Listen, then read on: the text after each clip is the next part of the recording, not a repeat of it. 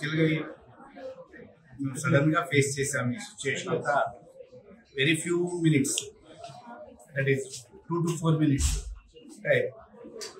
ఆ సిచ్యుయేషన్ నుంచి బయటకు రాగలుగుతాము అని వెంటనే అనుకోకుండా ఇంక నన్ను అడిగినప్పుడు మరి ఇప్పటికీ తనను కోల్పోయాము, మరి పిల్లలు ఎలా రియాక్ట్ అవుతారు ఏంటో అనుకున్నాను.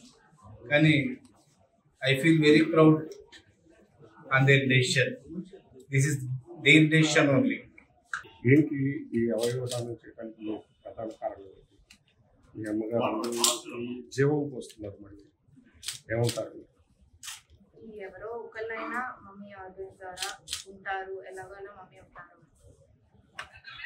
అమ్మగారికి ఏమైంది, ఎప్పుడు జరిగింది? సాటర్డే నైట్ కళ్ళదిరి పడ్డారు. ఇక్కడికి వస్తే వెంటిలేటర్ పెట్టి సిటీ స్కాన్స్ అవి చేసి ఇంటర్నల్ బ్లీడింగ్ అయింది అన్నారు. నెక్స్ట్ డే సర్జరీ చేశారు. ఇలాంటి కార్యక్రమాలు చేయాలనే ఆలోచన మీకు ఎందుకు వచ్చింది? స్వచ్ఛందంగా డొనేట్ చేయాలని అనుకున్నారు కదా. ఎలాగోలా మమ్మీ ఉంటారు అనేసి ఆర్గన్ డొనేషన్కి మాకు ఎప్పటి నుండో ఓకే అనే ఉంది. ఇద్దరు మాకేమైనా ఎవరికేమైనా ఫ్యామిలీ అంతా ఓకే అనుకునే ఉన్నాము ఎప్పటి నుంచి. ఛాన్స్ వచ్చింది వై నాట్.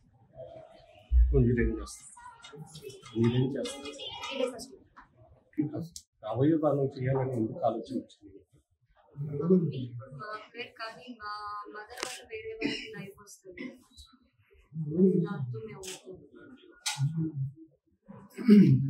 మీరేం చేస్తారు? +2 బైపీసీ.